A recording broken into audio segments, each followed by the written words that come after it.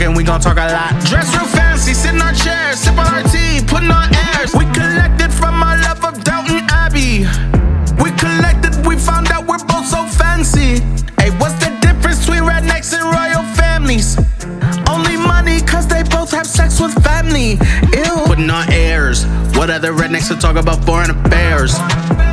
Laughing so hard that we end up falling out our chairs. Sir Trae, Sir Corey, oh what a pair.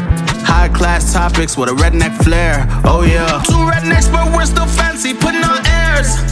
We might not know much about history, we don't care.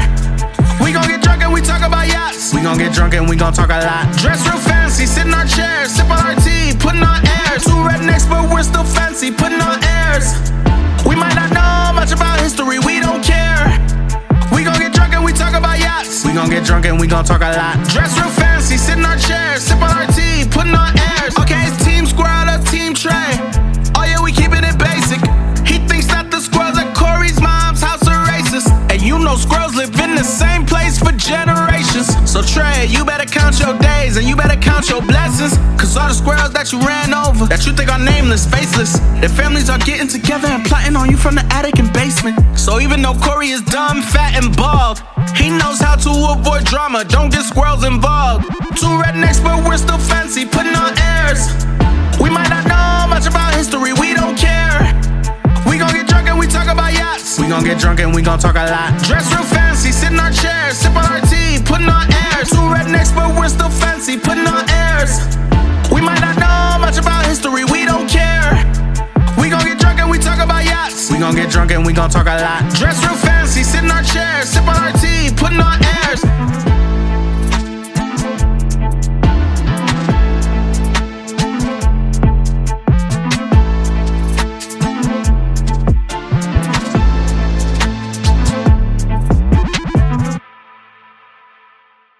Y'all, that song will literally never get old to me. Are you ready to tell your special someone what they mean to you, but you can't quite find the words to properly capture your feelings?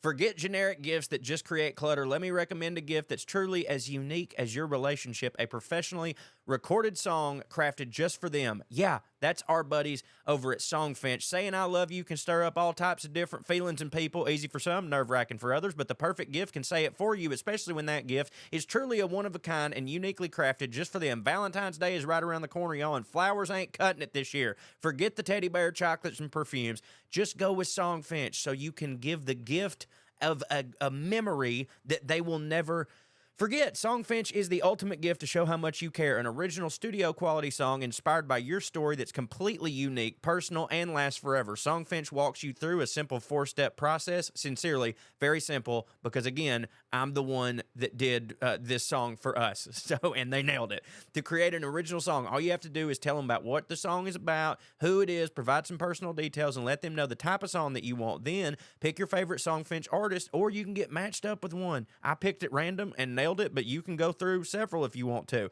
And they'll pour their heart into writing, recording, and producing your original song in just 4 to 7 days. We got ours in 3. Special add-ons can help commemorate the occasion even more, like a vinyl recording of your song, one-of-a-kind art crafted from your lyrics, or adding your song to a streaming service so that you can more easily surprise your unsuspecting recipient. SongFinch is the only original music platform that guarantees that you'll love your song, or they'll work with you until you do. They stand behind their community of talented artists and every original song they create, over 300,000 of them. This Valentine's Day, put your heart on the line with a studio quality song that's totally unique to your relationship. It only takes 4 to 7 days, but the song will last forever. For a limited time, SongFinch is letting our listeners upload their song on Spotify for free so you can listen to your new favorite song anywhere you go. Go to songfinch.com. That's SongFinch.com/POA and start your song. After you purchase, you'll be prompted to add Spotify streaming for your original song for free. That's a $50 value. This offer is only available for our listeners at our special URL, songfinch.com/POA. That's songfinch.com/POA. Don't wait, y'all. Get started now. And by the way, share your songs with us. Skew.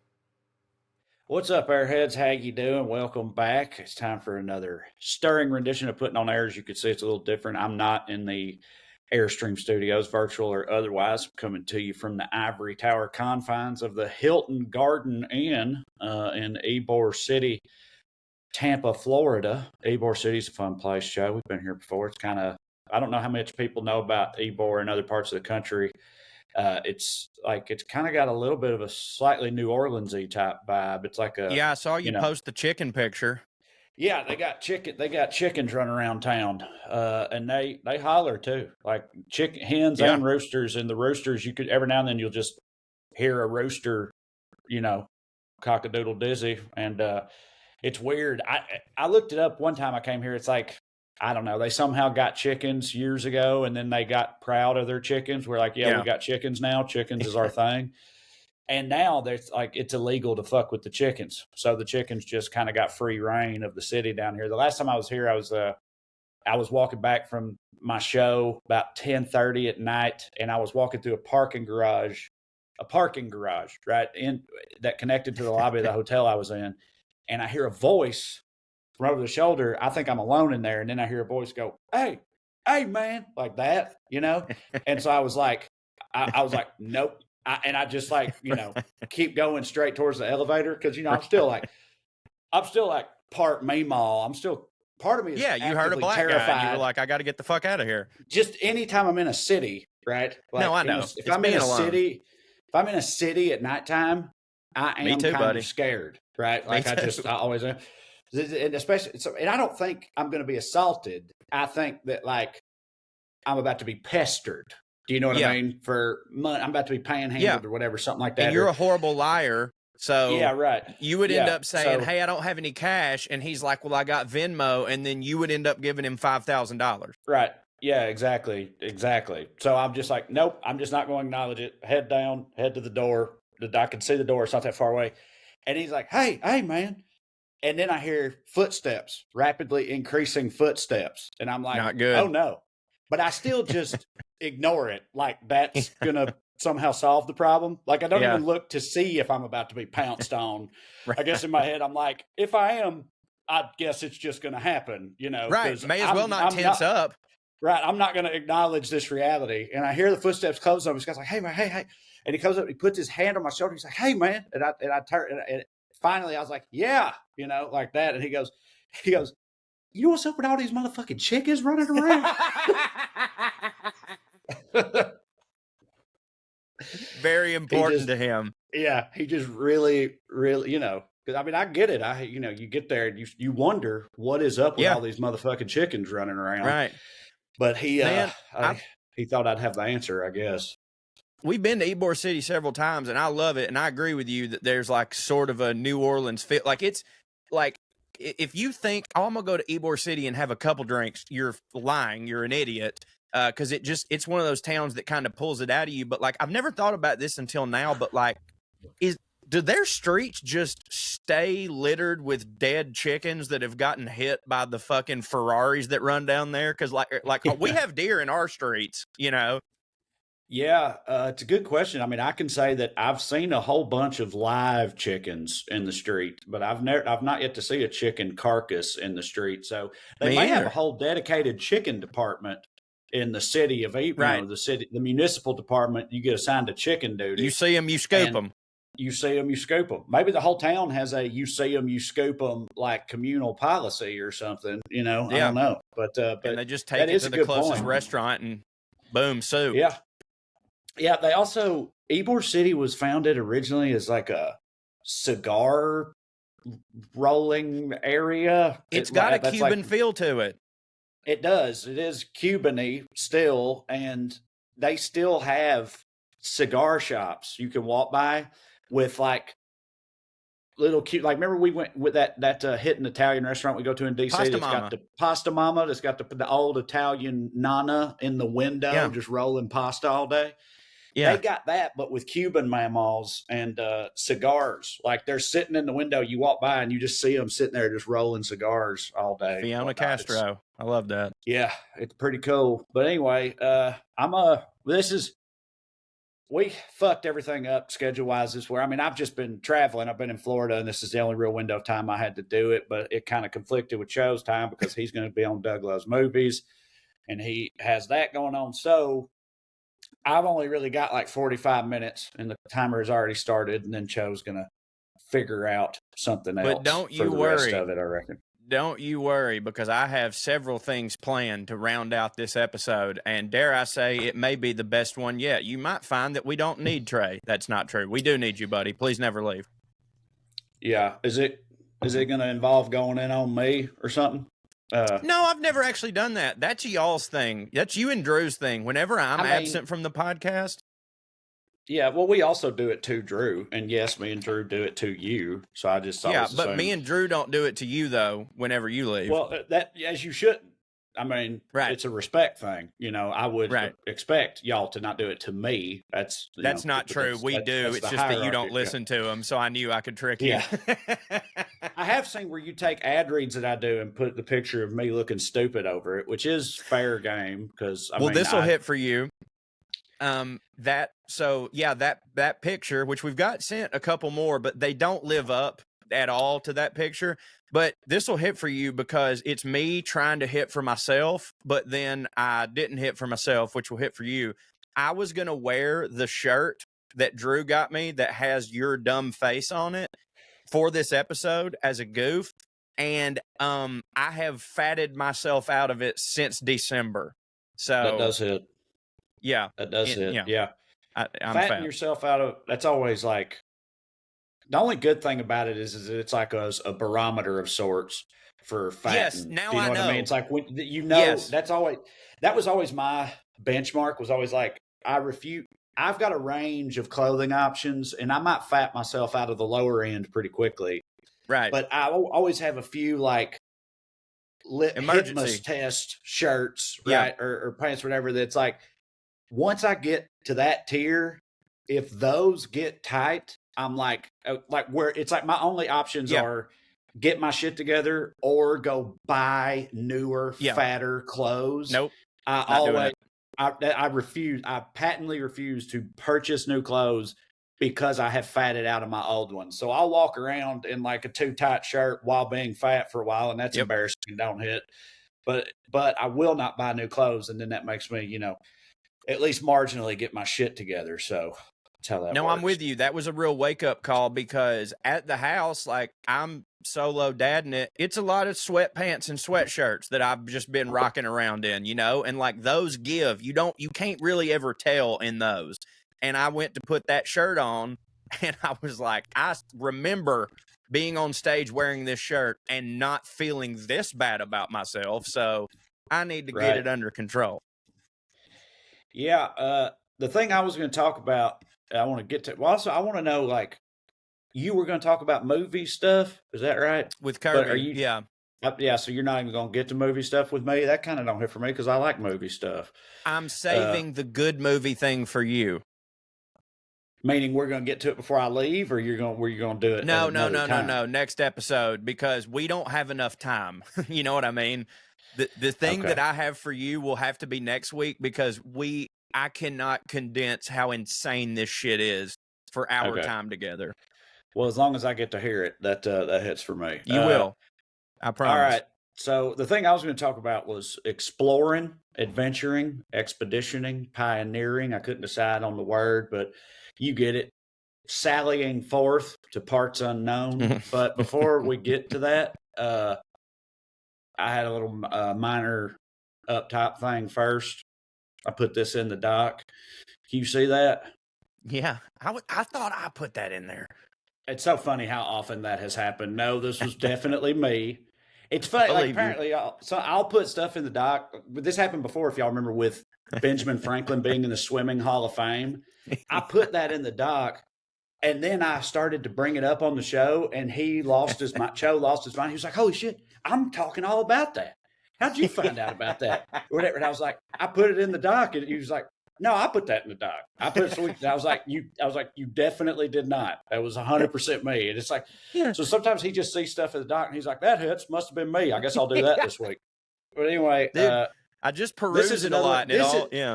Well, it's also possible, this one especially, because of course I saw this somewhere on Reddit. It's also possible you just also saw it, and maybe we're like, going to put it in the doc. But anyway, so for anybody that's just listening, this ain't gonna hit for you, but it says, it's a tweet, a picture. It says, a dress worn by Queen Victoria in her later years. And the picture of the dress is the important part, because Joe, how would you explain to people how this dress looks? I was surprised by it. I would say that in Queen Victoria's later years, she was a right old homunculus. Yeah, or like, and this is a bit ass. But yeah, she got a dumper on her evidently. But I don't know. This is an old dated reference, but like there was this character actress in the 80s who did all these horror movies. Like I know she was in Poltergeist. She was the little medium lady in Poltergeist who could commune with the dead. She's like a little tiny, like old gypsy mamaw who was always mystical and stuff and showed up. Anyway, I immediately thought of her when I saw this dress. Like it's diminutive, y'all. There is what appears to be an average sized woman bent over at the waist, tending to this dress, and she's still bent over at the waist. Her head is still 8 inches above the neckline of this dress. I mean, it looks like a regal lady Oompa Loompas attire or something. Was she in a wheelchair?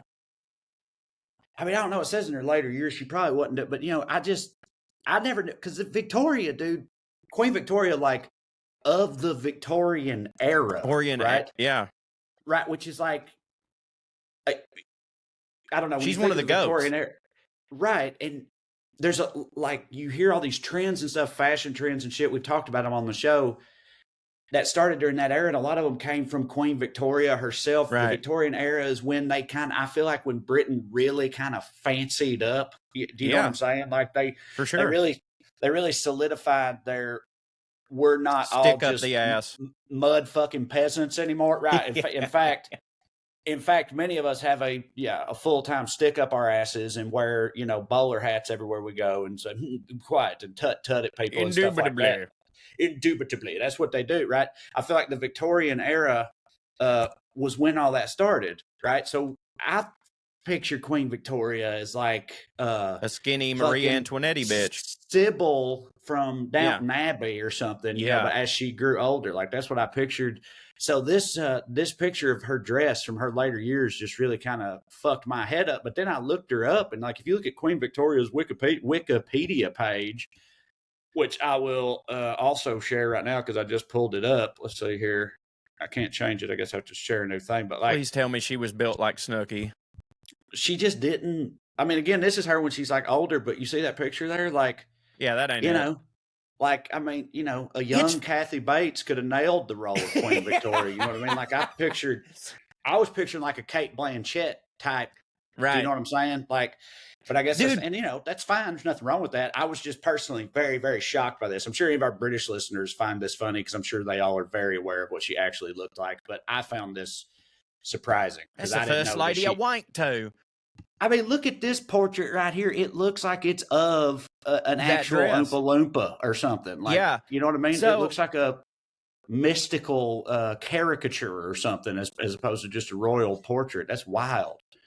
Well, you bring up something interesting that I've always wanted to talk to, like, I don't know, the fucking dude who wrote, the book on like us as a species, like these people that are like really brain smart. I can't talk, that are really knowledgeable about evolution and all that, because like I will hear descriptions of people that talking about these old-timey ladies who are like, she was the fairest lady in the land, the most beautiful, whatever. And then you see a picture of them and it's like, that was y'all's Margot Robbie.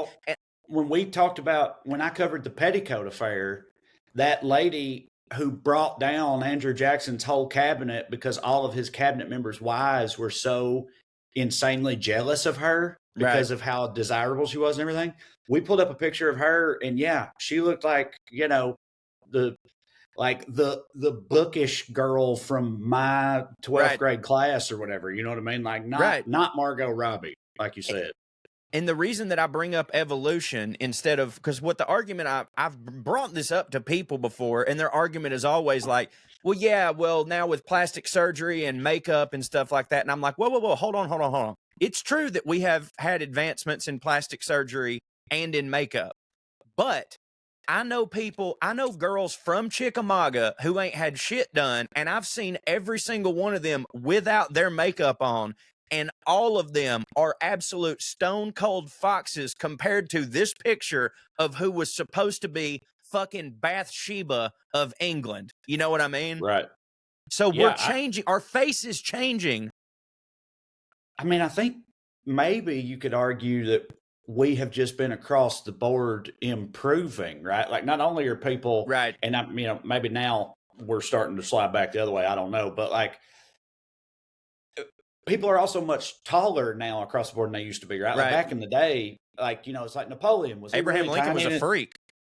Yeah, absolute freak. But like Napoleon's like, was he really tiny? And it's like, actually, no, not really for his day, but he was like what, 5'6" or something like that. They were like, but that wasn't crazy short for the time. I actually think he was taller than that. Like that was propaganda against him. But either way, he was normal for He was whatever average height was for the day. He was average height, is what I'm saying. Like, he wasn't whatever the actual height was. Yeah, 5'6". You're right. A lot of that is nutrition and healthcare and all that shit just increasingly getting better. We can grow taller, we live longer, and I guess it kind of stands to reason that also we can be prettier, we can be better looking. Right. You know what I mean? I mean, I don't think that like, a cabbage and hardtack diet would necessarily make you ugly, but like, you know what I'm saying? I don't know. Yeah, I do. It's all, we've gotten taller, healthier, prettier, and smarter over the course of our, evolution, like you said, or advancement is a better term, but yeah. Well, like me and you aren't. I'm not saying we're unattractive, but me and you ain't no John Hamm and Ryan Gosling. But if you slap me and you, if you take a picture of us and put it next to some of the pictures of the Civil War soldiers from the 1800s, we are Adonises. You know what I mean? Yeah. Also, they would be like, how old are you gents? 14. You know what I mean? Because because by 20 back then, you was haggard and beat all the shit. But we say back then, like, you follow that Twitter account that posts pictures from like the 50s and 60s and shit. It's unreal. And it's of people that it's like, this man is 28 years old. And then you're like, that is my papaw. Like, how is he 28 years old? Like, it's wild. And when like, you see the women, Kenny Stabler, who I love, huge Kenny Stabler fan, obviously, Go Raiders, the Snake. He finished his career out with the New Orleans Saints as a backup. And they've got a picture of him in a Saints uniform with his helmet off. And he looks like latter era Waylon Jennings or something, like pure straight silver hair, big silver beard, like no darkness left in it, just all gray. And they're like, Kenny Stabler, pictured here, 38. And I'm like, that's how old I am. And of course, he lived hard as a motherfucker, and that'll do it too. But sometimes, in some of those old pictures, you can explain it away with like the style. Like a lot, this happens with women a lot. Like, my mom, if you look at a picture of my mom from the 90s when she was in her early 30s, you put that against a picture of her now, she looks older in the 90s, but it's not. It's because the way that women wore their hair in the 90s was like old mammals. You know what I mean? So now that she looks more modern, but with dudes, we have always stayed kind of like, our hair don't change too goddamn much. But men back then, it was the wrinkles in their face at 20. It's crazy. Yeah, it is crazy. Again, people smoked more. They worked harder. They were out in the sun more. All that shit makes you look older. It's not that it don't make sense. Drank whiskey for lunch. Yeah, it is wild. The drinking stuff, I know we've talked about this before too, but like, for a long, long time, you couldn't safely drink water. So they had to like purify water with booze, or conversely, dilute booze way down with water to make the water safe to drink. So like, children were hydrating themselves for their third shift in the fucking dirt mines by drinking ale at 7 a.m. and stuff. And it's like, goddamn, no wonder nothing hit and they were all fucked up, Right. Like, it's crazy. But also like, some people still can't be drinking water. Like, I'm pretty sure that I think even now in Mexico, like, I've only ever been to the hidden, beautiful, touristy parts of Mexico. Right. Ever, of course. I'm a gringo. but they still tell you not to drink the water and stuff there. Like, still to this day, Right. you're supposed to just drink, drink bottled water and shit. So it's like, it's wild that water is like the stuff of life, but it also is Right. apparently real, real hard to make it Yep. not kill you when you drink it. Yeah. And even in 2024, huge chunks of the world still can't do that. Like that shit is wild, because it's like that was put here by fucking the fake Lord or the universe or whatever to like sustain us. Yet in its natural state, almost always it's bad. I guess I say natural state, but like we are the ones who fuck it up, right? Like now That's right. We pollute it and Pollution. shit. And back in the peasant days, they was just all pooping in the creek and stuff. Yeah, right, exactly. So you can't drink poop. I get that. So been saying it. So, but everything poops in the water, though. You know what I'm saying? Like, can you just drink water that only fish and beavers have pooped in? Do you know what I mean? I've always wondered that too, because like, I walk in the park all the time, and I be peeing out there, and I always look, make sure that nobody's coming up, and I always go deep into the woods against a tree, not on like a hiking thing, but I live for the day when someone like catches me and tells me I'm disgusting, so that I can try to make my argument of like, deers pee out here. What does it matter? Yeah. You know what I'm saying? Mm-hmm. But like, there has to be some kind of difference between our poop and pee and fish's poop and pee. Otherwise, we wouldn't be able to drink fish's poop and pee. But are we able to drink fish's poop and pee? I mean, I've drank water out of a spring.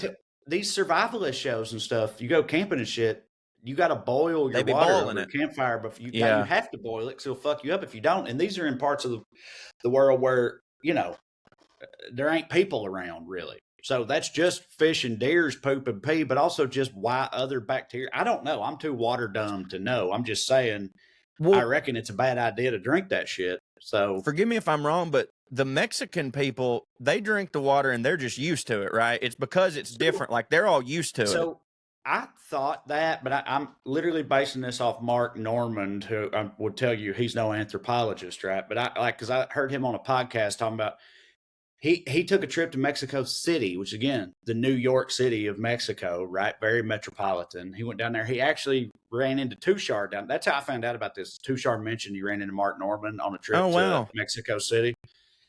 Anyway, so when Tushar said that, because a fan of ours said, hey, Tushar got a shout out from Mark Normand on this podcast because he ran into him, and Tushar was like, yeah, that hit. That was fun. I went and listened to that episode because I wanted to hear what he said about Tushar. While he was telling the story, though, he was talking about Mexico. You couldn't drink the water. He said his old lady drank the water and she got sick as fuck, right? And Sam, his co-host, he said what you just said. He was like, but it's just us, right? Like we can't, it's just we can't drink the water, but they drink their water, right? And he said that he was like, no, I don't think so. It's like, I don't think most of them do. Like, I don't know where he got. He was like, I think they're mostly drink. I think it's like, he said he thought it was like a Flint, Michigan situation. You know what I mean? We're like the people in Flint, they're not, it ain't like they can, and I know they are us. The people in Flint are us. Right. They're also Americans, but I have no idea. They don't seem to get treated like Americans. Right. Yeah. So in that way, they're like Mexicans. But right.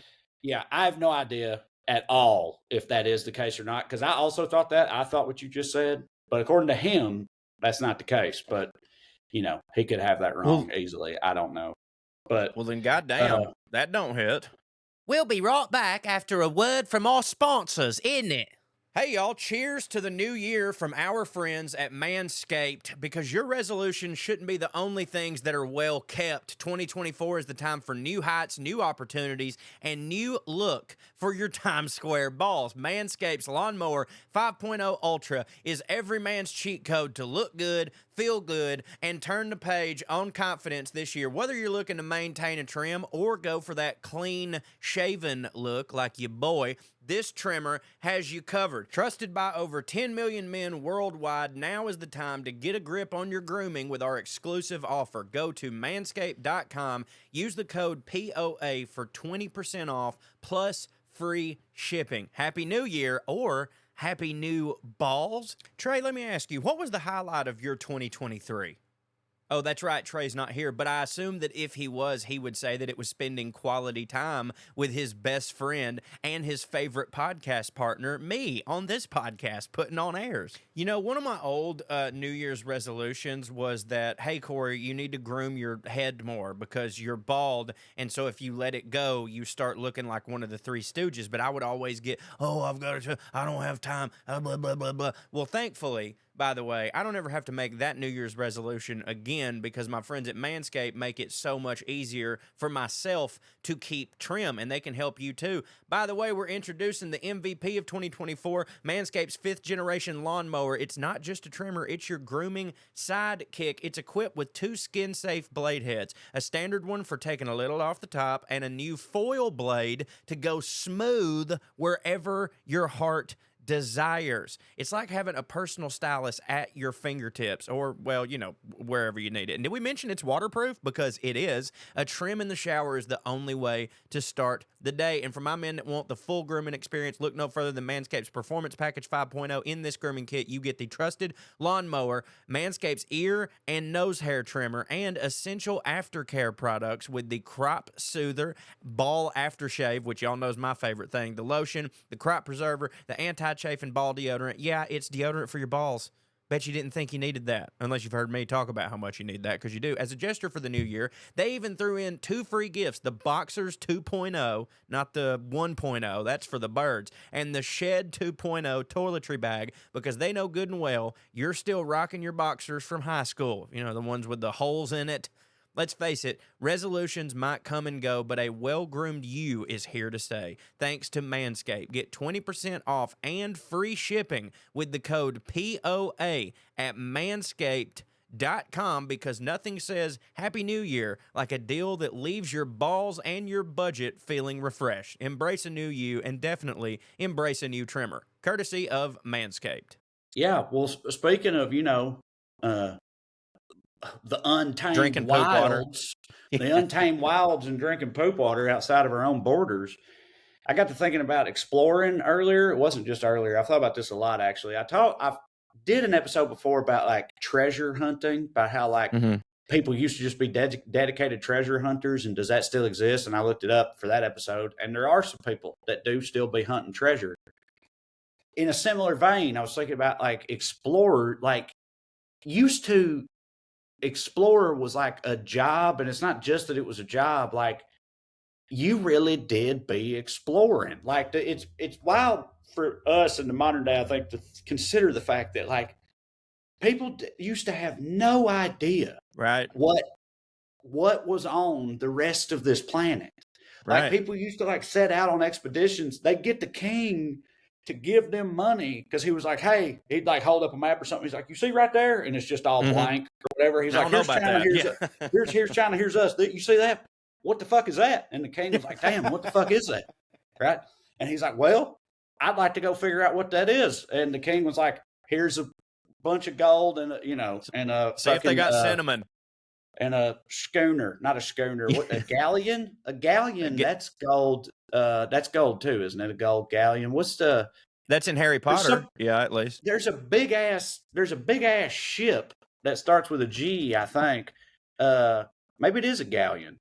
Gillespie? Anyway, galleon. No, it's a galleon. Galleon. Yeah, there you go. Galleon, a ship. Yeah, galleons were large multi-deck sailing ships. So anyway, yeah, he's like, here's a galleon and a bunch of gold. Go see what that is. Right. And they would go over there having no idea what that was, you know, and think about like coming from like, and look, I know, don't get me wrong. They also went over there and killed all the natives and their gods and stole all their shit and all that. And that don't hit. I'm not in favor of that.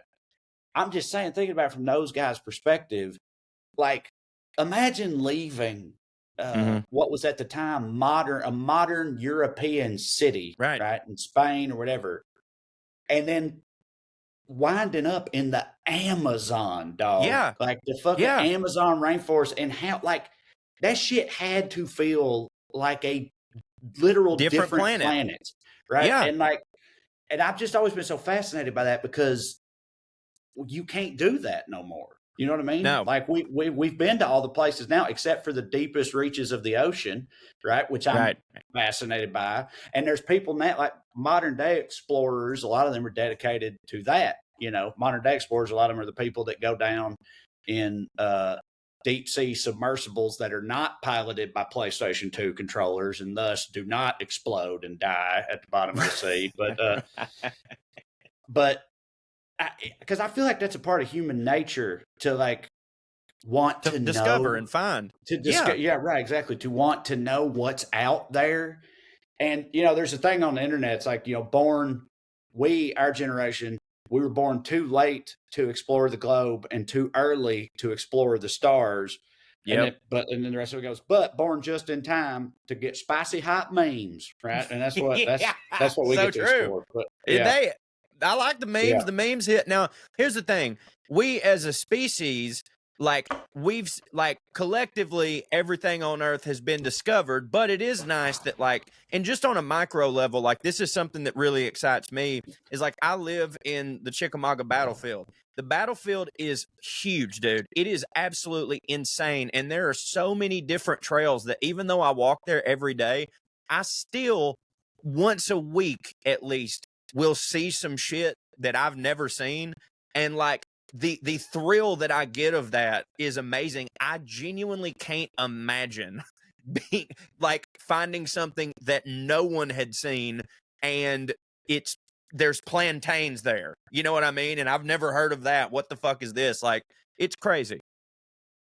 Yeah, right. And they thought, you know, and I mean, in retrospect, this seems wild and ridiculous, but at the time, they'd hear from other explorers and stuff, they'd hear rumors of things like a city made entirely of gold, right? Or they're being like, basically like Wakanda, Atlantis, but over there, right? You know what I mean? Atlantis and stuff. And it's like, they were like, we ought to go find that and steal it all, right? And turn them into us. Kill everyone there. And it's like, and most of them got skint and boiled or whatever in the process and it didn't hit. But, you know, you'll have that. But like, I get the allure or whatever. We're talking earlier about Napoleon and propaganda, about him being short. Yeah. I found out earlier in reading about this shit, you know, Ponce de Leon, who was one of the first Spaniards, maybe the first Spaniard to come down here where I'm at to Florida, to come to Florida and see what is that. Everybody says, I remember learning in school, everybody says that Ponce de Leon was looking for the fountain of youth in Florida. Yeah. That's what he was looking for, was the fountain of youth. And that got turned into a whole thing, just like, you know, Ark of the Covenant and all that type of shit, like a mythical, you know, ultimate treasure. And that this guy was looking for it in Florida and, of course, never found it. Well, I found out earlier today that also wasn't true. That also was propaganda started by people. He was just here doing the regular go kill them, take all their gold and turn them into us thing that they were all doing. Like, same thing they were all doing. But what's funny about that to me is like the people. So his enemies and stuff after he died and shit, just like with Napoleon, like trying to discredit him, make him look bad. They were like, let's tell people this dumb motherfucker was over there thinking he could live forever if he drank from a fucking, you know, spring in the jungle. So he was dead when they were saying this? I think so. Or at That's least, so funny. But either way, what's funny about that to me is like, but we think of them as being so stupid. I have a bit in my act right now about how stupid people used to be. It's like, but in this case, it's like his contemporaries at the time were like, if we tell everybody this, they'll think it's the most R-worded shit they've ever heard of. And this guy was an abject dumbass. When in reality, we like people were like, it became a mythical pursuit. You know what I'm saying? Like nobody thought of him as being like, what a fucking dipshit. People were just, but I think it is also because we're like, well, they were so stupid back then that he believed that. You know what I mean? Of course. Like, even their smartest people believed in witchcraft. We're dumb enough to believe in, yeah, exactly. So it's like, I don't think it worked. Like, I don't think people learned that and were like, what a fucking loser Ponce de Leon was. Do you know what I mean? Like, they were like, what a romantic. Yeah, exactly. And that's funny to me because I didn't know that. Of all the places in America, the fountain of youth would be, I don't think it'd be Florida. That's me personally. No, but it does seem to indicate that a lot of people still think it's down here because, every ancient Jew from the Northeast moves to Florida. Buys a sweet car, gets some snakeskin boots and shit, starts acting like he's 30 again. So, maybe in a way it is down here. You know what I'm saying? And dude, everyone's 21 in Tampa, like that's right. Hell, yeah. Never mind. So, but I just think we don't appreciate, no, we do, but like, these motherfuckers do. It's not just, I get the allure of finding out what's out there, whatever, but also like, just, you very likely was gonna die. You know what I mean? Like almost 90%. And so many of them did die, right? We're talking about these like cities of gold and stuff. There was a real dude, Percy Hawthorne, I think was it Percy something. Mm-hmm. You watch that, you see that movie, The Lost City of Z, or The Lost City of Zed? Starring, with homie from Sons of Anarchy. Charlie Hunnam and Robert Pattinson. Pretty good movie. It's like, it's a little slow, but it's well made. It's a good movie. But that's a real story about a real dude who went to the jungle repeatedly trying to find this like lost city filled with treasure and all this shit. And he made multiple expeditions and survived most of them. Then he had an adult son, took his adult son with him, was like, this is the one, and never came back. And they still to this day don't know what happened to him. The nice tribes, I don't know why I'm doing this. I guess they were pretty cool. The cool tribes in the area like said that they heard that they got, again, skint and boiled by the not as nice tribes of the area, but they've never figured out what they did. And also like, what about the Terror, the HMS Terror? Have you ever heard of that boat? There was a book and a TV show about it. The TV show stars Jared Harris and Sierra Hines, Kieran Hines, the Mance Raider, from Game of Thrones, that dude. Yeah. He was also Julius Caesar in the show. Julius Caesar. He's that guy, and Jared Harris, a bunch of other people. They made a show about, and it's a fictionalized account. But anyway, the HMS Terror there was two boats, the Terror and the Erebus, both of which are like kind of metal names. You know what I mean? Which I don't know that. Terror, right? Yeah. And Erebus, like the that's Cerberus. The dog that guards the gates of hell is Cerberus, not Erebus. What the fuck is Erebus? Erebus is a porn genre. I was thinking Erebus. I was thinking of Cerberus. So Erebus is Greek for shadow or darkness. So basically, that's metal. The shadow and the terror. Yeah. I feel like those are odd names to pick for a ship that you hope you will not perish on, right? But like, but they went with that. But anyway, and they did die. They were trying. That's it. The Northwest Passage. So many expeditions were trying to find the fabled Northwest Passage, which was like, here's the globe, right? Here's Asia. Here's America and Europe and stuff. To go from Europe to Asia, you had to go all the way to fuck around here, right? But they were like, well, what if we just went up top like this? What if we just went over the top of the globe? And that became called the Northwest Passage. And so many expeditions were trying to find the Northwest Passage, and they found that that's actually a whole bunch of ice and shit up there. Yeah. And so most of them, died, ice and polar bears and stuff. And so, but I read earlier, the Northwest Passage is 100% real thing now, and it's also gotten easier today. It's easier now to make that trek because we have melted so much of that ice on the top of the earth. Good for us. With our smoke and stuff. So yeah. But trucks hit though. There's only 6 minutes left. So switching to modern day, I was thinking like, does this still exist at all? Like, again, we've been all around the country, all around the world. Like, is this even still a thing? And it kind of does. There's like a handful of people out there doing it. Now, some of them I don't really count because a lot of the people I found that claim to be this are like travel bloggers, right? Yeah, right. You know what I mean? Like me and you. And I don't.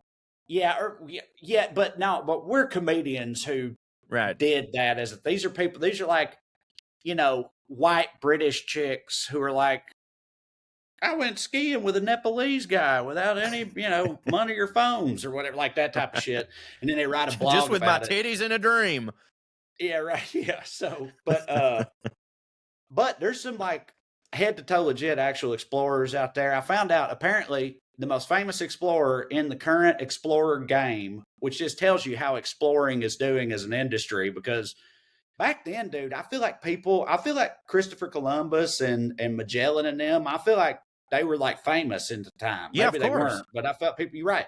Well, today, from what I found, the guy who's universally considered the hittingest current day explorer is a guy named Mike Horn. Mike Horn, who's from South Africa. And so today, what they do instead is he has to find versions of things people have never done. Like, he was the first guy to ever navigate the entire Amazon River on an unmotorized boat, right? So he's on like basically like a tiny little kayak. And the fucking Amazon River is like 4,500 miles long. So not taking anything away from the guy. And right now, he's on a pole-to-pole expedition. He's going from the North Pole to the South Pole and then back again, I think. That's what he's doing right now. And so that's the thing. He gets sponsored. There's parts of that trip that take him over land. For those parts, Mercedes is giving this guy a G-Class to do that with. Nice. Right? And then there's parts that are in boats and shit, and he gets sponsored boats and all this stuff. And like, so he's not really doing any uncharted territory, but he's still exploring for a living, which I think is pretty wild. And I tried so hard to find out, like, how do you get into the exploring game, right? Like, how does that happen? And I get one of those one-eyed binocular things. Well, that's first step. But I always just assumed that, like, people, I always assumed the answer to that question at the end of the day was like, have a rich papaw and be bored, right? And kind of also want to die, right? But or be poor and have nothing better to do. Well, so this guy, I found out, he's from South Africa, and I found out at one point I read, in his early 20s, not making this up, he made millions of dollars selling cabbage. He got in on the cabbage game. I know. What? Tell me about it. I know. He figured out a way to bring cabbage to South Africa in the off season or something. He was like the cabbage king of South Africa. I don't know, but he made millions of dollars. And I was like, okay, there you go. Because in my head, it's like, you got to have millions of dollars to begin with to be a fucking explorer. But according to his story, he made millions of dollars, became disillusioned with the whole rat race and all this shit, gave it all away. Idiot. Bought one plane ticket, kept no money after the plane ticket, flew to Switzerland where there's mountains and shit, and started exploring stuff with nothing but his dream and onion on his belt or whatever. And now he's the most famous explorer in the world, which again, still most people don't know, but like, he's had a hidden career as being a modern day explorer. So I thought that was pretty wild. You've barely said anything and I feel bad, but we'll be right back after a quick word from our sponsors. Y'all, between touring and writing jokes and doing the podcast and making the stupid videos, I know it seems like all fun, and it is, but my brain can be a little bit fried. And I've always wanted a safe way to chill and relax, other than the things I used to do to chill and relax that weren't so safe. And I wanted a THC that could do that for me, but wouldn't send me, completely to the moon, because I also wanted to be creative and focused and perhaps have a little energy. And I have finally found that with our good friends at Mood, because Mood is known for their federally legal THC. Now they're adding their most potent product yet to the lineup.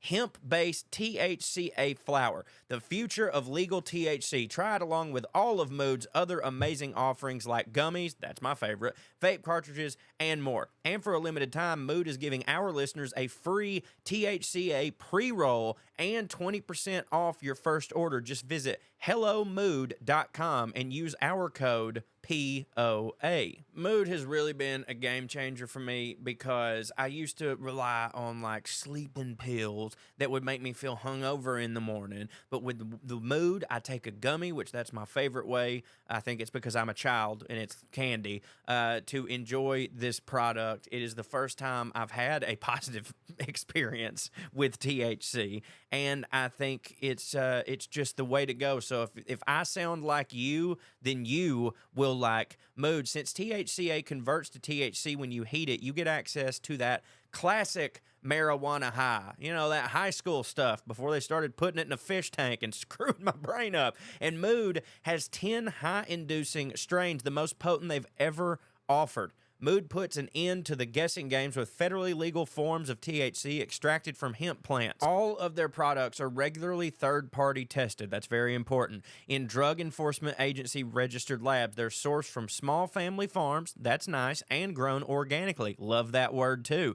Tested and tailored by in-house experts. Different strains for specific moods, by the way, which is also a great thing, from euphoric to energize, creative to chill, just depending on your mood, because, you know, it's not always one size fits all with these things. A lot of versatile products to go with whatever you're going for. You want to smoke it, you want to have a gummy, you want to vaporize it. Hey, do your thing. Great for both beginner and veteran users. Great tasting gummies, classic flower, convenient pre-rolls, and so much more. Try Mood's new THCA flower today, and for 20% off your first order and a free THCA pre-roll, go to hellomood.com and use the promo code POA. That's hellomood.com, promo code POA. Y'all, this episode is sponsored by Blue Chew. Let's talk about sex. Guys, you remember the days when you's always ready to go? Well, now you can increase your performance and get that extra confidence in the bed. Listen up, BlueChew.com. Blue Chew is a unique online service that delivers the same active ingredients as Viagra, Cialis, and Levitra. However, it's in chewable tablets, and it's at a fraction of the cost. They taste good, too. You can take them anytime, day or night, so you can plan ahead or be ready whenever an opportunity arises. That's a wiener joke, everybody. The process is simple. Sign up at BlueChew.com, consult with one of their licensed medical providers, and once you're approved, you'll receive your prescription within days. And the best part, it's all done online. No visit to the doctor's office, no awkward conversation, and no waiting in line at the pharmacy. Blue Chew's tablets are made in the USA and prepared and shipped direct to your door in a discreet package, which, by the way, one of my favorite parts. I don't have to go to the pharmacy to see people I know in my very, very small hometown. Y'all, I've been using Blue Chew for about 5 years. Not all the time, but, you know, just when I want to kick it into high gear, you know what I'm saying? When it's a par 5 and I'm trying to bring out the big dog because I'm going for it in 2, you understand? Does it work? Yeah, it does. It works. And, you know, here's the deal. Even if you're like, I'm kind of on the fence about this, you can try it for free for a month and see that you're going to love it. All right? Again, take my word for it, or hell, take my wife's word for it. Holler at her. Blue Chew wants to help you have better sex. Discover your new options at BlueChew.com. Chew it and do it. And we got a special deal for our listeners. Try Blue Chew for free.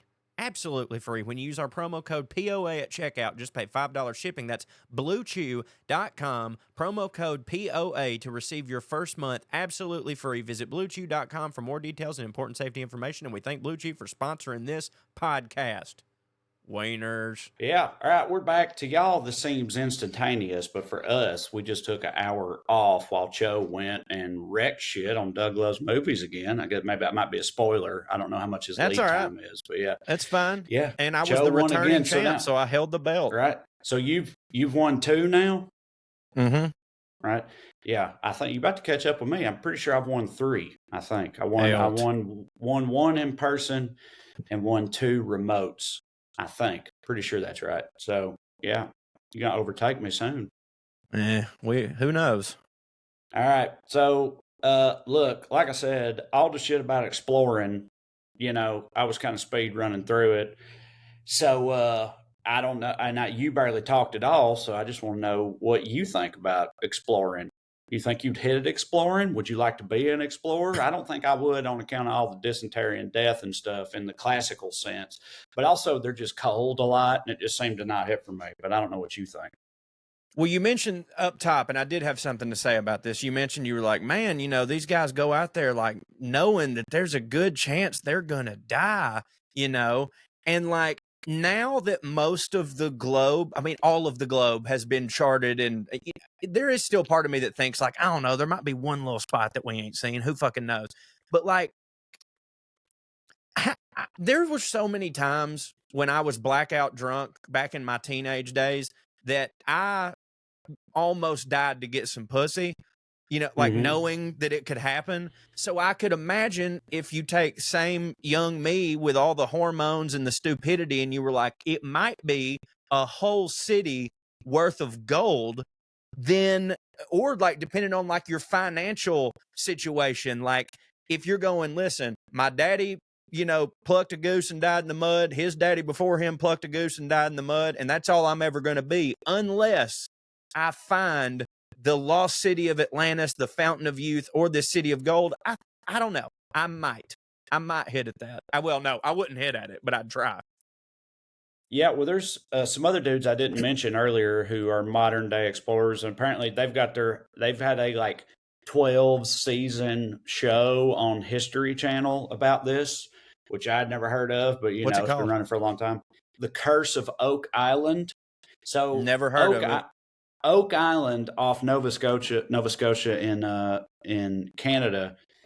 There's a long-standing story about there being buried treasure on that island, right? But it's supposed to be cursed, right? Right. And of course it is. And right, yeah. Why even bury your treasure if you ain't gonna curse it? You know what I mean? Yeah. Like that don't even make no sense. So yeah, some old-timey privateer or sailor man named Captain Kidd reportedly buried a bunch of treasure on that island. And people have been trying to find it ever since. That was he supposedly did that in like the 1700s, I think, late 1700s, and people have been looking for it ever since. There's been all these different companies that come in, people set up shop and look for it. And it's on an island. It's not under the ocean. It's on an island. It's supposed to be buried somewhere, like literal buried treasure. And so people come in and they dig these holes, they excavate and shit. And what's wild is like every now and then they'll be digging down and they'll find like 50 feet under the dirt, they'll find like a layer of like metal or like a wooden platform or something like that. You know what I mean? Something that ought not be there. It ain't treasure, Right. but it don't make sense that it's there. So then that makes them think like, okay, it is treasure, right? So they keep looking. Nobody's ever found it. The curse states that 7 people will die before the treasure is ever found. And to date, over 200 years, the people are looking for it. 6 people have died in the search for this treasure. So there's a current outfit up there looking for this treasure. And like I said, they got their own show on History Channel. It's been going for 12 years. They ain't found shit. I don't know what people keep tuning in for. And none of them have died yet. But it's 2 guys, apparently, 2 main guys. And I have to wonder if like those 2 guys are both looking at each other like, I need this motherfucker to die. You know what I mean? Like if this dude dies, then it's my turn. That would actually be kind of a cool, at least an idea for a short film or something. You set that up. Fight to the death. These 2 friends, they turn on each other and they try to they each try to secretly murder the other one because they think it's going to make the prophecy come true or whatever. But yeah, it's a real thing apparently. Nobody's figured it out. That would hit as a short film. Now, Trae, I think I know the answer, but the reason that buried treasure would even exist is like a pirate has all this shit and he's like, ooh, I can't take it with me right now, so I'm going to put it here. And then they go off and get scurvy and die, right? Yeah. Yes. Some version of that. Yeah. They're like shipwrecked or something. Their ship ain't seaworthy no more. They got all this gold, so they bury it and then go try to find passage on somebody else's ship so they can go get their own ship and come back for it later or whatever, that type of thing. And then it don't work out like that. But I think most of it is not buried treasure. I think most of it is just like shipwrecks. You know what I mean? Like all these like modern day treasure hunters that I covered in the earlier episode, they're looking for, reportedly wrecked Spanish galleons or whatever that went down with, in today's numbers, $1 billion worth of gold or whatever, somewhere off the coast of Jamaica or some shit like that. That's normally what they're doing. That's the type of shit that like, I know, like the Atlantis is bullshit. Fountain of Youth is bullshit. Most buried treasure stories are bullshit, but it's like, these are the things I want them to be true so bad. Like we just recently rewatched National Treasure with Nicolas Cage, who is a national treasure. I've been meaning to do that lately because actually my sons, even at like 4 and 5 years old, those movies hit for my sons. But I know now they probably don't remember it, right? So I've actually been meaning to rewatch those movies with them lately because those movies are great. I love those movies. They're awesome. And I want that shit to be true so bad. Like, I want that whole Masonic code to be like a real thing.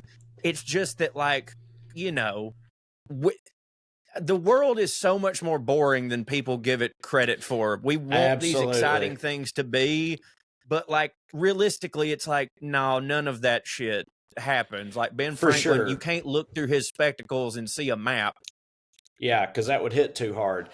If you're into Right. that, I mean, this was a global, worldwide cultural phenomenon. But like, have you ever read the Dan Brown books, or even No. seen the movies with Tom Hanks? You know, the Da Oh, Vinci wait. Code and Angels and I Demons. saw the first Da Vinci Code, and I've actually been meaning to rewatch it because when I first saw it, it was Tom Hanks looked so weird in it that it bothered me, and it made the whole Yeah. movie kind of not hit for me. And Paul Bettany's in that too, right? Don't he get whooped? I think that's Angels and Demons, but I could be wrong. He's definitely in one of them, and he don't just get whooped; he whoops himself. Whoops He himself. self-flagellates, and that's straight from the book, by the way. I have the books. I own the books, Yeah, but I've well, never read them. If you like National Treasure and you desperately want that type of thing to be real, you're really into that type of thing. They're like pulpy page turners. They're not critically respected. People are I like, don't this give is a fucking fuck. this is airport garbage or whatever. But like, if you're into that type of thing, you should totally read those books because I promise you they will hit for you because it's nothing. Did but the movies hit for you? that shit? Yeah, they were pretty good. I've wondered if it's kind of like Harry Potter. Like I've told you before, like when the Harry Potter movies were coming out, I was in the middle of reading the book. Like the movie started coming out before the book series was finished, right? So Right. like I was reading the books were fresh on my mind. I went into the movies and I remember I didn't really like most of the Harry Potter movies because Right. I was like, oh, this don't really hit. Recently, my son's been reading Harry Potter, so we've rewatched the Harry Potter movies. I haven't read the books in over 10 years, in like 15 Right. years. And now watching the movies, I'm like, these are fucking great. This is Yeah. awesome. So it was the same kind of thing with the Dan Brown movies, a similar situation. I've wondered if I went back and rewatched the movies now, it being years and years since I read the books, they might hit for me harder. But I didn't think they were bad, even at the time. But Well, yeah, the reverse happened to me with Harry Potter, whereas those are some of my favorite movies for so long. I never thought I'd be into them, but as it goes with a lot of Southern men, I started dating a woman and she was into that shit. And it was right when, Deathly Hallows was coming out. So I was like, well, I'm not going to be a dickhead. So I started watching with her. And I was like, it was one of those moments where I was like, you've deprived yourself of something that hit so hard for so many years just because like you thought it was, I don't know, for kids, which is rich coming from me. But like I watched the movies and loved them. And then over the pandemic and up until now, I've read all the books and they are just fucking flames start to finish. They get better with all of them, in my opinion. And then as I was reading them, I would rewatch the movie between books and I was like, oh man, these movies don't hit for me. Right. Yeah. And that sucks. Yeah. Because like the whole time I'm just sitting there going like, wait a minute, why the fuck? You're Hollywood. You love this type of shit. You're not even going to do the arc with where Hermione is fighting for elf rights like they're slaves. Like, what are you doing? Yeah, but you just can't. That's the thing. I know you can't. That's why I'm pumped about the series. Well, that's why the first few seasons of Game of Thrones hit so hard, is because the first few seasons are based on books, but instead of 1 2-hour movie per book, it was 1 10-hour season of television per book. And even then, even if you read those books, even then, there's plenty of shit they leave out. But like, you can't adequately adapt a book in a good hitting book in 1 2-hour movie. You just can't do it. Having said that, again, if you haven't read the books or you haven't read them in a long time, the Harry Potter movies are fucking great. They did a good job. But yeah, you just can't do it, man. It's impossible. I agree. There's shit you have to leave out. I know that, but it's just to me, it's like, don't choose that to leave out. But also like the thing that blew my mind the most that they left out was, and I can't remember his name now, but who's the little fucking flying goblin that just farts on everybody and makes their lives not hit? See, I don't even remember. In Harry Potter, there's a flying goblin that farts on everybody and makes their lives not hit. See, I can't even remember that. It's been so long. I don't know that he farts, but he's a trickster. You know what I mean? He's one of them guys. He's a little trickster ghost that hangs out. And I read that they actually had this comedian from England who was like supposed to play him in the movie. And then they had some stupid back and forth and he dropped out and was like, fuck this. He decided I'm not doing this bullshit. And so they just were like, we're not doing that character in this. And it's so funny. I've like heard interviews of him where he's just talking about like, yeah, I don't regret it at all. That was a stupid fucking thing. And it's like, dog, you know what I mean? Like you would have been merchandise. And like Was it he Jack don't hit. Whitehall? Was it Jack? Oh, it's somebody who don't. I don't remember. I Well, thought no. Jack I'm not Whitehall, saying that he don't. he's like the British comedian that shows up in everything. I feel like that's why I guessed him. I'm not saying he don't hit at all, but what I'm saying is that nobody hardly hits to the level of I'm glad I turned down Harry Potter. You know what I'm saying? Yeah.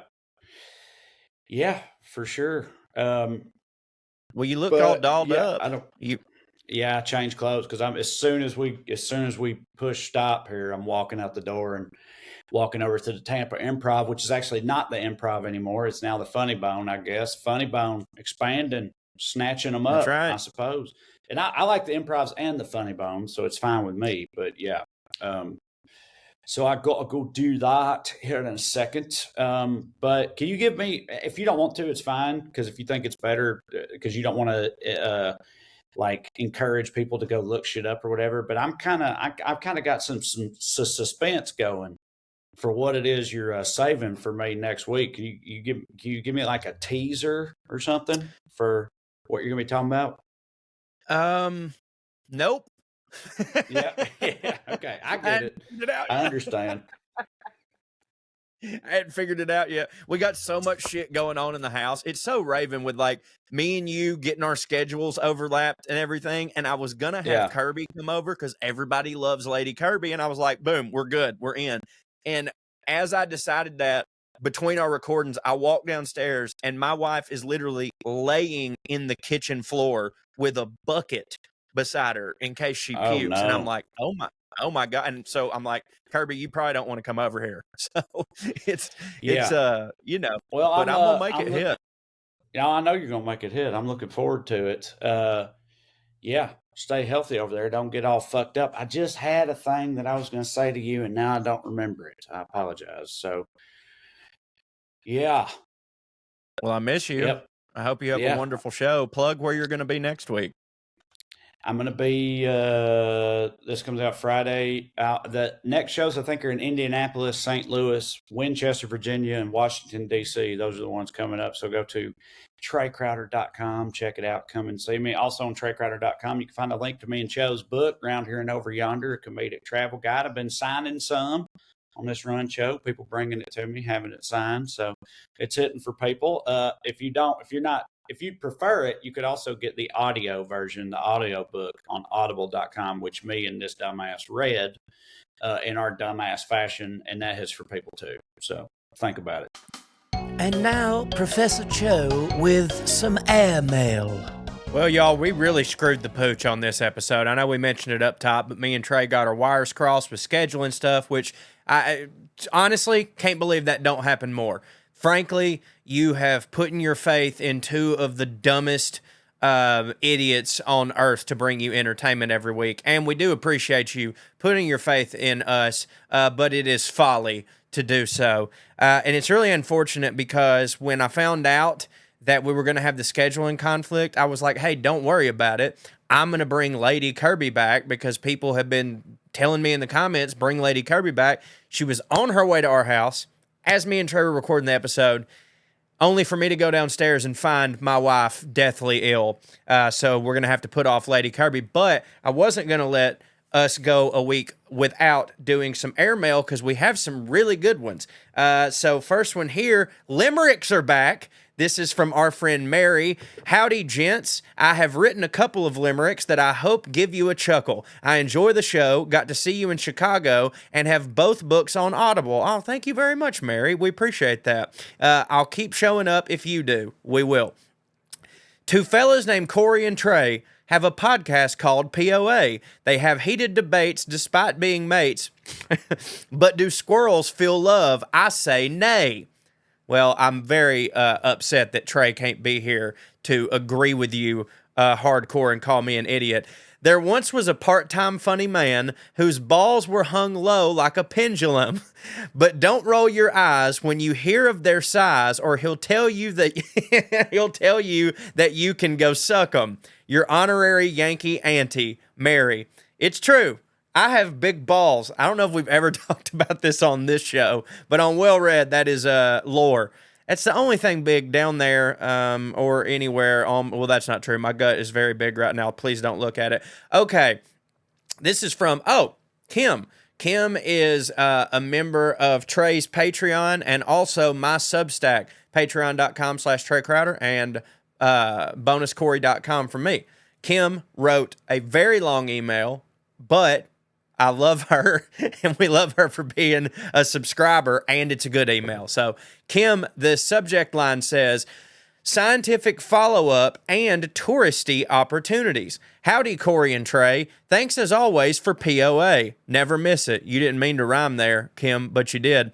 I'm not sure how many physicians listen in or how many write in, but as the most shameless and boldest of the lot, I feel compelled to comment when there is a medical opportunity. I do realize that y'all are sick of me mentioning my educational and practice status with every fucking email. I send it and it comes across as braggadocious, but it is what it is. And screw it, I'm a doctor. It's pretty much all I've got. Okay, Kim, actually, let me say this, and I wish Trae was here to agree with me, but it hits for us that you do that. We like that. Me and Trae actually have talked about you in our private chats because you mentioned something on my Substack health-wise one time, and I because it applied to Trae too. I'm not going to get into the details, and I screenshotted it and sent it to Trae, and he was like, oh shit, that's Kim. She's a doctor. She knows her shit. I'm taking her word as gospel. So, like, no, you are a big deal to us in the Skewniverse and personally. So, as far up your ass as you want to get with the medical stuff, all for it. She continues. Anyway, just a few comments. We all get vaccinated against diphtheria in infancy. It comes along with the tetanus vaccine. If y'all haven't seen Raising Arizona, first of all, shame on you. Stop what you're doing and go watch it right now. Yeah, I've seen it and every other Coen Brothers movie, and it is amazing. You're correct. You'll remember Frances McDormand's character telling Holly Hunter's character that the baby needs his dip-tet vaccine. I do remember that now. And no, we don't pronounce the H after the P, so diphtheria, okay. There are a lot of those superfluous H's in medical words like aphthous and ophthalmology. Lord, I hope I'm saying those right. Useless. Don't be paying no mind to that H, despite the fact that I am certain I have pretentious colleagues that might try to squeeze in homage to that H by saying, when y'all hear me read, does it sound as stupid coming out of my mouth as it feels in my head when I'm saying it? I paused right there so everyone that watches on YouTube could look at the TV and goes, yes, Corey, as dumb. I'm certain that I have pretentious colleagues that might try to squeeze in homage to that H by saying the P in a breathy way, like those who say the W, like those who like to say the W breathy in words like where and when. Those people suck. Women be crazy. The word hysteria actually derives from the prefix hystero, which comes from the Greek word meaning womb. Think hysterectomy, hysterosalpinogram. I was fine with hysterectomy, but I don't know that other one. And because, well, women be crazy, the term hysteria came from the thought that the womb was traveling all over the body. This was the general understanding for a millennia until they started letting us be doctors and CEOs and shit. And now they have to keep that fucking Neanderthal mentality to themselves. And lastly, as a gastroenterologist, I highly discourage the consumption of toxic metals to maintain intestinal regularity, no matter how economical the circumstance. Talking about poop bullets here.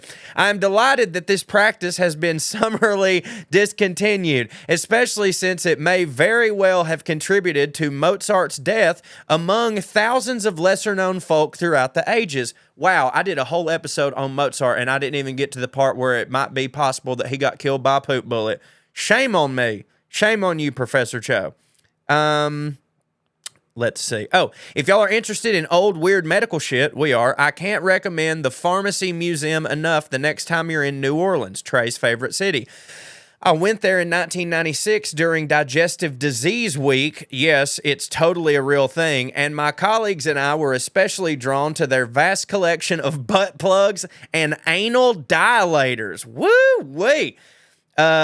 Take psyllium powder, 3 grams, shaken thoroughly with 8 ounces of cold water after each meal every day, and your bowels will be regular. You'll be able to set your watch by them. No antimony pill or anal dilator needed. Your pal, Kim, POA groupie, unofficial auntie to Corey and Trae. Weren't those brown butter chocolate chip cookies yummy, Trae? Oh, you suck.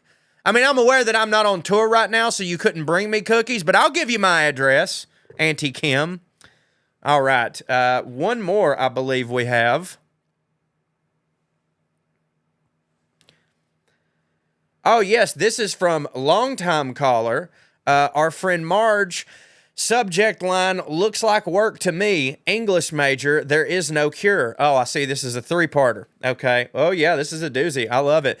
1, in the last show, you both observed that some ignorami, plural of ignoramus, I like that, think you have an easy job. I'm just one of many audience members, but I say, hell no. I saw all 3 well-reads plus Dr. DJ at the Orange Peel in Asheville last May. A cherished memory. When I was reserving tickets online, I looked at your schedule and saw that the show I was planning to attend was your last show for about a month. Then I saw all the preceding dates and locations and thought, damn, this looks like an awful lot of work. This looks an awful lot like work. And when I saw the show, I marveled at how easy and spontaneous you all seem to be. Oh, I met you all after the show and wanted so badly to hang out with you. A, I'm one of who knows how many people who want the same thing. And B, I remembered your schedule and thought, they're getting a month off. They're going to want to go home and put their feet up. Well, that is always true, but we do like hanging out, especially with people like you.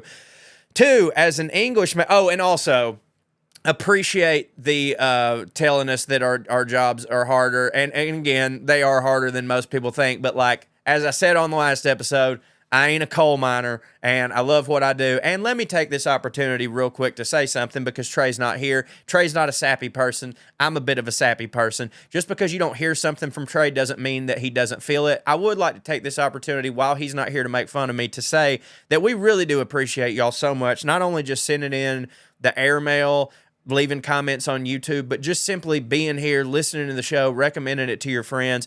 This is like, it's such a fun thing, and it's unfortunate when a week like this happens and our schedules got screwed up and it seems like we weren't able to give 100% to it, and I apologize. Like, y'all know that is not that's not what we ever want to do, but you know, what are you going to do? Life is life. And now everyone in my house is sick. And by the way, I'm starting to get a headache too. So that's great. But this is something that we really look forward to every week. And yeah, it's something that we would do for free, I guess, like, but we can't do that anymore with families and jobs and stuff like that. And we've got other things going on in our career. And because y'all listen to the show and you support the sponsors, we're able to keep this show going. And I really couldn't thank you more for that because, you know, as much as we goof around and it really means a lot to me. I love this show and I love y'all, and becoming, you know, kind of friends with y'all through what comments or emails or whatever, or y'all coming out to our shows and talking about how you're airheads. It's really cool. So thank you. Your dedication to this program does not go unnoticed, and I love you for it. All right. Let's see. 2, as an English major and survivor of a college drama club, I would also love to sit down and talk about Tennessee Williams. I'm happy to make do with email and will try derisive howls of laughter to keep it short. Truman Capote, who could also be described as a Southern writer, agreed, went on the Dick Cavett show shortly after Williams' death and said, in effect, I don't want to be quippy tonight. I want to pay tribute to a great artist who kept writing every day until he died, even though the public was no longer interested in his work. That, to Capote and me, was a special kind of courage. I knew someone who lived in Key West, Florida for a while, one of Williams' hangouts. She said you could see him walking around from time to time, usually wearing a flowered housecoat and a shower cap. I don't know what the weather is like in Key West. It's beautiful. But if it is as hot and humid as I suspect it might be, that outfit seems eminently practical. Yeah, it does get hot and humid, but like it's cool because there's the key lime pie and the fried conch, and it's worth being hot. 3, Why the South produces writers. My theory. If Southern writers have families that are anything like my Southern Maryland relatives, St. Mary's County, they used to have no extra money for movies, and TV didn't exist, though they had radio, and the only book in the house was the Bible. Hence, there were two main forms of cheap entertainment. One was sitting on the porch with friends and family telling elaborate lies about fishing, hunting, and supposedly illustrious family backgrounds. My late mother hated the fine old family talk. As a militantly logical child, she always thought, if we are so damn wonderful, why are we so damn poor? Also, if you're going to glorify anything about the Civil War, you had better be good at creative fiction. I'm so with you on that, because me and Trae both, maybe me more so just because our styles are different, but people always told me when I was coming up, and they tell me now, they're like, oh, I like your style of comedy because it feels like I'm just on the porch listening to somebody. I have a very conversational style on stage, and like that undoubtedly came from sitting on the porch and hanging out with my granny and my family and like my buddies. Like me and Trae and Drew, like our bonds were sitting on porches drinking and smoking and writing sketches. So like I think you got it there. Anyways, exercising one's talent for tall tales was one inexpensive way to amuse oneself and others. The second way, well, my mother had about 40 first cousins. Use your imagination. Keep doing what you do. I love hearing your voices in the background when I annoy the dust. Translation, cleaning house. Yours for the empire, Marjorie J. Birch. Marjorie, I love you so much. Love all of y'all. Thank y'all for being here. Thank you for liking, subscribing, downloading, telling all your friends. Go see Trae on tour. Go TraeCrowder.com. Get our book around here and over yonder. I'm at bonuscorey.com. That's my Substack where I do some of my poor attempts at Southern writing, but, you know, some people like it, and I like it too. Oh, and also, if you're on Instagram and you like my videos on Instagram, you can now subscribe to me on Instagram. It's bonus videos every week. I'm doing a new series called Fancy Britches Food Reviews, which is actually sort of POA related. Anyways, I'm having a lot of fun, and thank y'all. And sorry about this week. We'll have our shit together next week. All right, talk to y'all later. Here's Lydia Lovelace. 1, 2, 3, 4, 1, 2, 3, 4. Royalty and rednecks are alike. They both like cutting and picking fights. Biscuits and baked beans where they don't belong. Sit on down with Corey and Trae and learn some fancy shit today. We'll laugh a little even when they're wrong.